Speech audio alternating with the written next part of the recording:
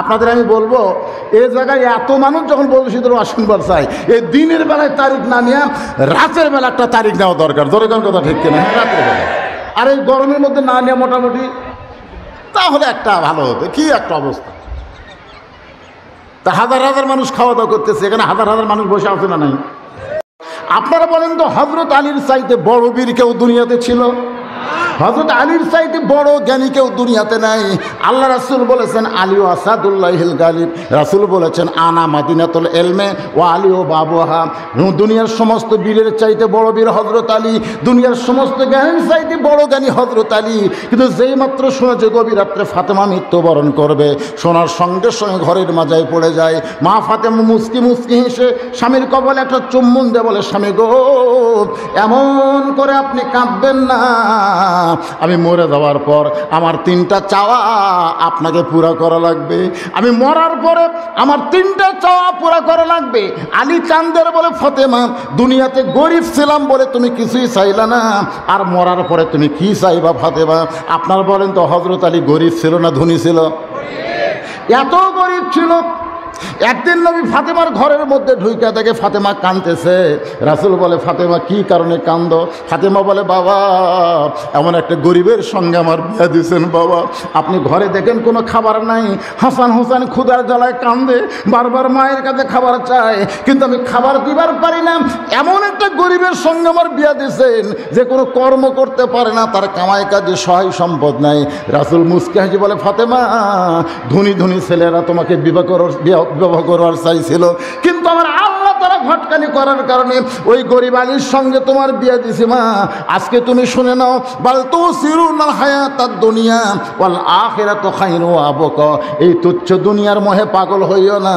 33 বার সুবহানাল্লাহ, 33 বার আলহামদুলিল্লাহ, 34 বার আল্লাহু আকবার আমল করো, আল্লাহ তোমার আখিরাতকে সুন্দর করে সাজায় দিবে।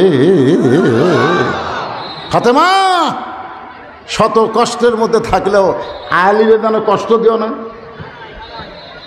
তুমি কষ্টে আছো, এই কথাটা না আলীর কাছে প্রকাশ করো না।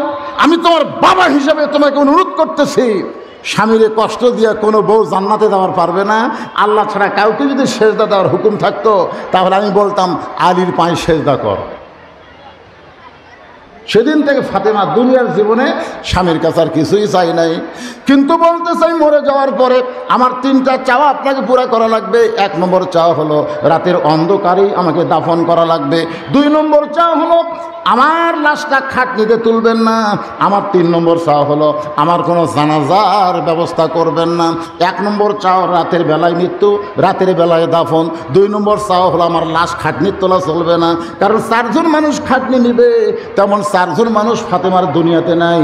যদি আজকে আল্লাহর নবী থাকতো, মরা মেয়ের লাশের খাটনি বাবা কান্দে নিবার পারতো।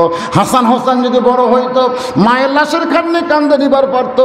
কিন্তু 6 মাস আগে নবী দুনিয়া থেকে চলে গেছেন। হাসান হোসেন এত ছোট, মায়ের লাশের খাটনি কান্দে নিবার পারবে না। আপনি একটু কষ্ট করে আমার লাশটা কান্দে করে জান্নাতুল বাকির পূর্ব কোণায় সবুজ রঙের একটা বাতি জ্বলবে, ওই বাতি বরাবর আমাকে দাফন করবে। গভীর রাত্রে হযরত আলী ফাতেমাকে দাফন করলেন রাতের বেলায়। আল্লাহর কাছে বলতেছে, আল্লাহ, আমি স্বামী হয়ে বলতেছি, আমার বউ হলো 1 নম্বর পর্দানিশী। কয় নম্বর? আমি স্বামী। আমরা বললাম, পারবো? আপনার বউয়ের খবর কি?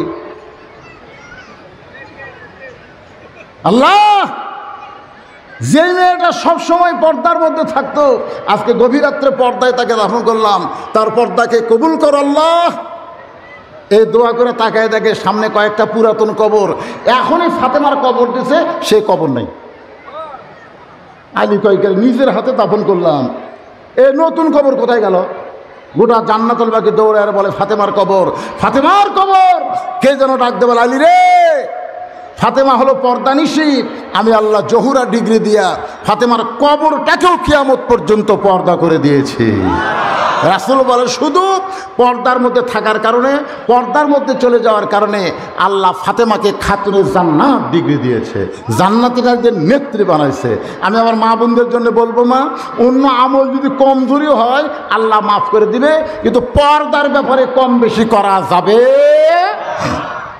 এক নম্বর ও আমিলুস সলিহার নেক আমল হলো নারীদের পর্দা, আর পুরুষের এক নম্বর আমল হলো নামাজ।